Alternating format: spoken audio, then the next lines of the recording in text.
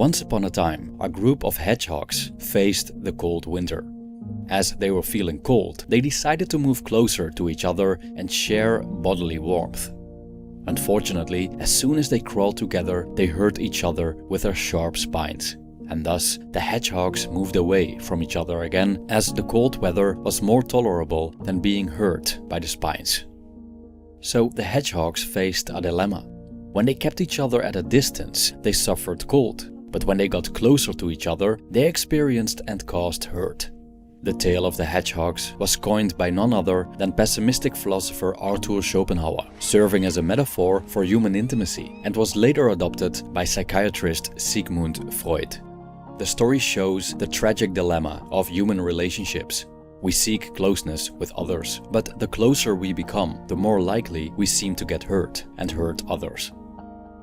This video explores the hedgehog dilemma and possible ways to deal with this predicament.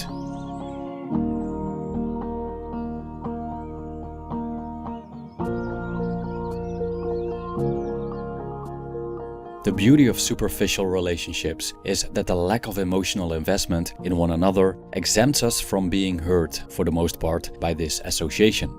When shared moments and memories are few, when there is no commitment, when any form of interdependence is absent, then not much is lost when the relationship ends. Also, because of the lack of knowledge about one another and any significant involvement in each other's lives, it's difficult for emotional injury to occur. However, the downside of superficial relationships, or no relationships at all, is that we lack the warmth, intimacy, and other benefits of being close to someone. Without closeness to others, we're standing in the cold, just like the hedgehogs from Schopenhauer's tale. We feel lonely and disconnected, so quite tragically, by avoiding pain, we experience pain. Yet many people choose to live with only superficial social connections, and some almost completely isolate themselves from society. An example of the latter group are the Japanese hikikomori, known as modern-day hermits who choose to live their lives in seclusion. The amount of hikikomori in Japan exceeds 1 million. Half of them are youth. They generally live with their parents, refuse to leave their houses, and spend their existence in a single room. An article in the conversation suggests that traumatic experiences of shame and defeat as a consequence of failures are triggers that cause people to hide from society. I quote, "It's possible that Japan's cultural value system may make this population more vulnerable due to the pressure for collective uniformity and the fear of social shame. Hikikomori people avoid re-traumatization by choosing to opt out of the normal pathway set out for them by society." End quote. So we could state that these people isolate themselves from society to avoid getting hurt. And that not so much their failures in themselves are the source of their suffering, but how Japanese culture perceives these failures and how, in turn, those in isolation handle society's sentiments. Although their seclusion might be a successful way of avoiding further trauma, it comes with another range of problems, as there's a link between their lifestyle and depression, anxiety, and several mental disorders.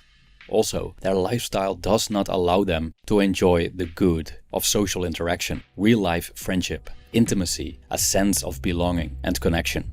During the COVID-19 crisis, we've also experienced the downsides of social isolation, during which many reported increased loneliness, anxiety, stress, and feelings of meaninglessness. Nevertheless, numerous people enjoyed social isolation. It liberated them from the irritations associated with dealing with others.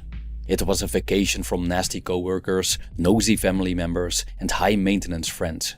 We experienced how life felt without other hedgehogs' sharp spines piercing our skin for a while.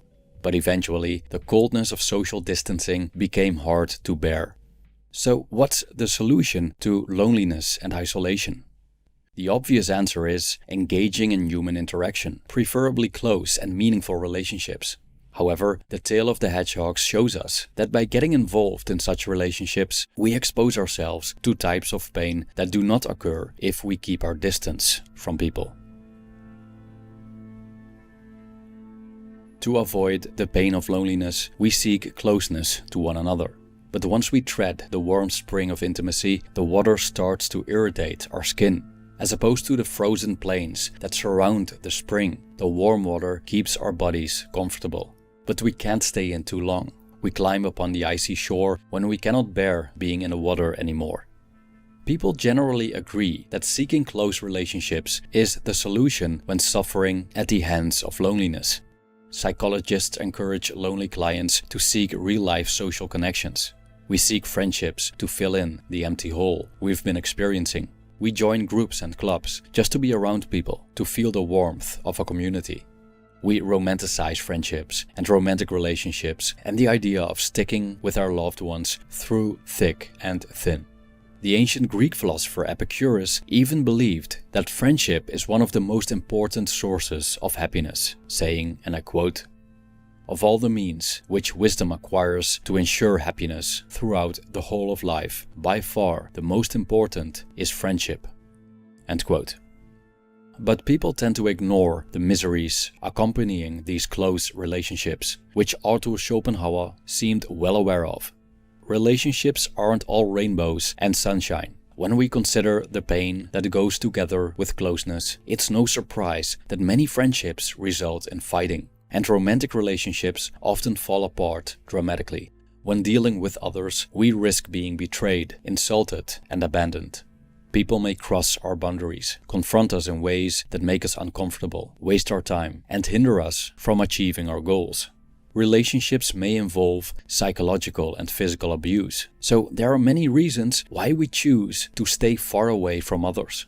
However, after a period of distancing, when loneliness begins to overwhelm us, we tend to seek social connection again, only to re-experience the hurt of being close to people. We find ourselves in a cycle of attraction and repulsion, of seeking closeness and seeking distance. Schopenhauer stated, and I quote, "Now when the need for warmth once more brought them together, the drawback of the quills was repeated, so that they were tossed between two evils, until they had discovered the proper distance from which they could best tolerate one another." Thus the need for society, which springs from the emptiness and monotony of men's lives, drives them together. But their many unpleasant and repulsive qualities and insufferable drawbacks once more drive them apart. End quote. Caught between two evils, the bitterness of loneliness and the pain of togetherness, the hedgehogs wonder how to deal with the situation. And so it is with people who suffer from loneliness and crave social connections. They want to escape loneliness. Still, they know that closeness to other people will inevitably cause them pain. So how do we deal with the hedgehog dilemma? We can identify several modes of positioning ourselves toward the hedgehog dilemma if we still want to enjoy some form of human warmth. The first one is taking the risk. The pain isn't constant. This is where the hedgehog dilemma may be lacking. Pain, and sometimes very intense pain, will come, but these moments of hurt are often fleeting. The stings of other people's spines likely won't be enduring. Still, the amount and frequency of pain that we encounter depend on how fortunate or unfortunate our dealings with people will be. Also, different scenarios could cause pain, but not all of them necessarily occur. Separation because of death, for example, is inevitable, but pain as a consequence of infidelity or physical violence might never happen. There are examples of friendship and intimate relationships that involve minimal suffering while generating the warmth of intimacy. Unfortunately, whether we'll encounter such relationships is ultimately not in our control. Like many before us, we might just be unlucky, causing us to distance ourselves from people again. On the other hand, we might actually be fortunate and find relationships that generate a tolerable amount of pain. So if we seek closeness, pain is inevitable. But if we're lucky, it's at least endurable, and bearing it is worth the benefits. Schopenhauer identified another way of dealing with the hedgehog dilemma, regulating our social interaction through politeness and manners. Doing so will create a moderate closeness to one another, but not too close. I quote, "The mean distance, which they finally discover and which enables them to endure being together, is politeness and good manners. Whoever does not keep to this is told in England to keep his distance." By virtue thereof, it is true that the need for mutual warmth will be only imperfectly satisfied, but, on the other hand, the prick of the quills will not be felt." End quote. It's possible to keep relationships superficial through specific codes of conduct, which allow us to interact with people in a friendly, kind manner while keeping them at arm's length by not revealing too much about each other. A classic example of such a code of conduct is the "How are you doing?" answered with "I'm good," and "you?" again answered with "good." By not sharing how we're genuinely doing, which might not be that good, we prevent sharing sensitive information about ourselves and avoid burdening others with our troubles. Although interactions such as these are low risk, friendly, and light, they aren't very significant and hardly satisfy our need for closeness. Another option is choosing a life of solitude, but in a way that minimizes our desire for closeness so we don't feel lonely. As Schopenhauer stated, and I quote, "Yet whoever has a great deal of internal warmth of his own will prefer to keep away from society in order to avoid giving or receiving trouble or annoyance." End quote. Why would we need someone else's warmth if we can keep ourselves warm? A life of solitude probably isn't for everyone. It takes incredible mental fortitude to bear being alone without eventually feeling lonely. Keeping ourselves warm without closeness to others means that we can somehow generate this warmth ourselves. We're happy and fulfilled in solitude. Those rare individuals that have achieved such a state have successfully liberated themselves from the hedgehog dilemma. Thank you for watching.